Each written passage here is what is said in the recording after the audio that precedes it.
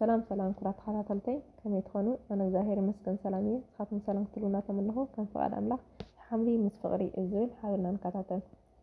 ስቡሕ ስጋ ካብ ምስ ጽልኢ ካብ ምብላዕ ሓምሊ ምስ ፍቕሪ ምብላዕ ይሓይሽ። ምሳሌ 15:17 እዛ ካብ መጽሓፍ ምሳሌ ዝወሰድናያ ጥቕሲ ብዛዕባ ምግቢ ጥራሕ ዘይኮነት ብዛዕባ ናብራ ህይወትናን ምርጫታትናን እትዛረብ ዓሚቕ ሓቂ ዝሓዘለት ጥቕሲ እያ። እዛ ጥቕሲ እዚኣ ካብ ልዕሊኣ ዘላ ጥቕሲ ጀሚርና እንተሪእናያ ፍቕሪ ካብ ሃብቲ ከም ዝበልጽ እያ እተዘኻኽረና። እንተኾነ ግና እቲ መልእኽቲ ካብኡ ንላዕሊ ዝሰፍሕን ንመንፈሳዊ ህይወትና ዝትንክፍን እዩ።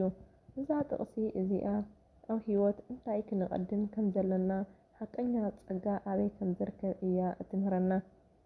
መልእኽቲ እዚ ጽሑፍ እዚ ጻውዒት ንድኽነት ወይ ምጻግ ንሃብቲ ኣይኮነን። ኣምላኽ ሰናይ ዘበለ ኩሉ ነገር ከም ፍቓዱ ከተስተማቕሩ የብልኩምን ዝብል ኣምላኽ ኣይኮነን። የዳ ሓቂ ጽቡቕ ምብላዕ፣ ኣብ ጽቡቕ ገዛ ምንባር፣ ጽቡቕቲ መኪና ምዝዋር፣ ጽቡቕ ክዳን ምኽዳን ከም ፍቓድ ኣምላኽ ጽቡቕን ቅቡልን እዩ።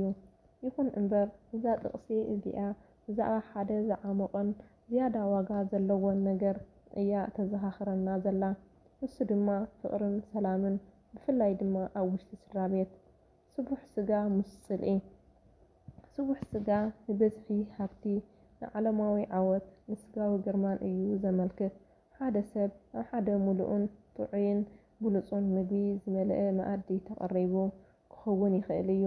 እቲ ገዛ ምናልባት ብሃብቲ ዕዙዝ፣ እታ መኪና ዘመናዊት፣ እቲ ስራሕ ድማ ብመኽሰብ ኣታውነት ዘዕዘቕበበ ክኸውን ይኽእል እዩ። እዚ ኩሉ ብዓይኒ ሰብ ስቡሕ ስጋ እዩ። እንተኾነ ግን እቲ ቃል መጽሓፍ ምሳሌ ምስ ጽልኢ ይብል።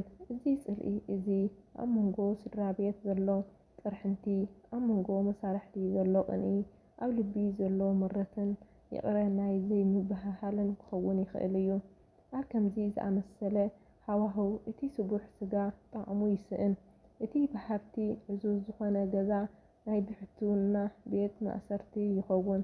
እቲ ሃብቲ ንመንፈሳዊ ጥሜት ከዕግቦ ኣይኽእልን። እቲ መቐረቢ መኣዲ ብወርቂ ዝተሰርሐ ዋላ እኳ እንተኾነ እቶም ኣብኡ ተቐሚጦም ዘለዉ ልብታቶም ብጽልኢ እተተባላልዑ እቲ ስቡሕ ስጋ ናይ ሓዘን መኣዲ እምበር ናይ ሓጎስ ኣይኸውንን። እዚ እቲ ዓለም ትህቦ ባዶ ዝኾነ ግርማ እዩ። ሓምሊ ምስ ፍቕሪ። በቲ ካልእ ሸነኽ ድማ ሓምሊ ምስ ፍቕሪ ንረክብ። ሓምሊ ንትሕት ዝበለ ነገር ንውሕድ ምናልባት እውን ንስእነት የመልክት። እቲ መኣዲ ሓደ ምግቢ ጥራሕ ክህልዎ ይኽእል እዩ። እታ ገዛ ንእሽቶን እቲ ህይወት ድማ መዓልታዊ ቃልሲ ናብራ ዝመልኦ ክኸውን ይኽእል እዩ። እቲ ወሳኒ ነገር ግን ምስ ፍቕሪ ምዃኑ እዩ። ኣብቲ ገዛ ፍቕሪ እንተ ኣልዩ እታ ንእሽቶን ገዛ ናይ ሰላም መንግስቲ ትኸውን። እቲ ሓምሊ ድማ ከምቲ ዝበለጸ ምግቢ ይጥዕም። ስለምንታይ? ምኽንያቱ ፍቕሪ ንኹሉ ነገር ዘበለ ጥዕምቲ ትህቦ እያ። ፍቕሪ ይቅሬታ፣ ምድግጋፍ፣ ልባዊ ዕላል፣ ሓቀኛ ሰሓቕን ምትእምማንን ናይ ልቢ ዕረፍትን ናይ ሕሊና ዕረፍትን እትፈጥር። ኣብ ከምዚ ዝኣመሰለ ቦታ መንፈስና ይዓግብ፣ ልብና ድማ ብሓጎስ ይምላእ። እዚ እዩ እቲ ካብ ሰማይ ዝወረደ ሓቀኛ ፍቕሪ እግዚኣብሔር። እዛ ጥቕሲ እዚኣ ንዓና እንታይ ትምህረና? ኣምላኽ ፍቕሪ እዩ። መጽሓፍ ቅዱስ ኣምላኽ ፍቕሪ እዩ። ቀዳማይ ዮሃንስ 4:8 ይብለና። ስለዚ ፍቕሪ ኣብ ዝሰፈነቶ ቦታ ኣምላኽ ኣብኡ ኣሎ። ጽልእን ቅርሕንትን ኣብ ዝነገሰሉ ቦታ ግና ዋላ ብዓለማዊ ሃብቲ ተኸቢብና ንሃሉ ካብ ገጽ ኣምላኽ ርሒቕና ሕሊናና ሰላም ስኢኑ ኣለና ማለት እዩ። ናይ ሓቂ በረከት ኣብ ህላዌ ኣምላኽ እምበር ኣብ በዝሒ ስጋ፣ ኣብ በዝሒ ገንዘብ፣ ኣብ በዝሒ ሃብቲ ዝርከብ ኣይኮነን። ፍረ መንፈስ ቅዱስ ኣብ ልዕሊ ግብሪ ስጋ። እቲ ስቡሕ ስጋ ምስ ጽልኢ ንግብሪ ስጋ የመልክት ማለት እዩ። እንዝርና፣ ባእሲ፣ ቅንኢ፣ ሻራ፣ ምፍልላይ ገላትያ 5:19-21 እቲ ሓምሊ ምስ ፍቕሪ ግና ንመንፈስ ቅዱስ የመልክት ማለት ፍቕሪ፣ ሓጎስ፣ ደስታ፣ ሰላም፣ ዓቕሊ፣ ለውሃት፣ ትሕትና ገላትያ 5:22-23 እቲ ምርጫ ንጹር እዩ። ህይወትና ፍረ መንፈስ ቅዱስ ዘፍሪ ድዩ ወይስ ንግብረ ስጋ ዝተሓሓዝ እዩ? ንኣብነት ወይታ ኢየሱስ ክርስቶስ ንህይወቱ ምስ ድኻታት ሓጢኣንን ኮይኑ ውሑድ ዋጋ ዝሓቱ ምግቢ እናበልዐ እዩ ኣሕሊፍዎ።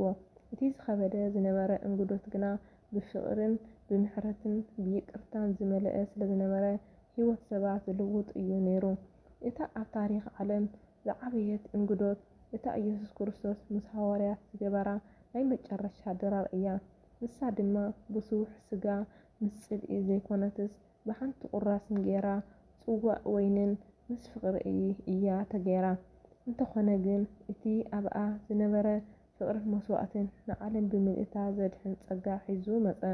ስለዚ ኣብ ህይወትና ነዚ ሕቶ እዚ ንርእስና ንሕተት፣ ኣበየናይ መኣዲ ኢና ክንቅመጥ ንደሊ? ኣብቲ ብግርማ ዓለም ዝተሰለመ ግና ብጽልኢ ዝተመረዘ መኣዲ ድዩስ? ወይስ ኣብቲ ትሕት ዝበለ ግና ብናይ ልቢ ፍቕሪ ዝጠዓመ መኣዲ ሰላም ትሕትና ምርጫ ንጹር ይኹን? ነዚ ብፍቕሪ ዝተሰነየ ሓምሊ ንምረጽ። ኣብ ስድራና፣ ኣብ ማሕበርና፣ ኣብ ኣገልግሎትና ፍቕሪ ይንገስ።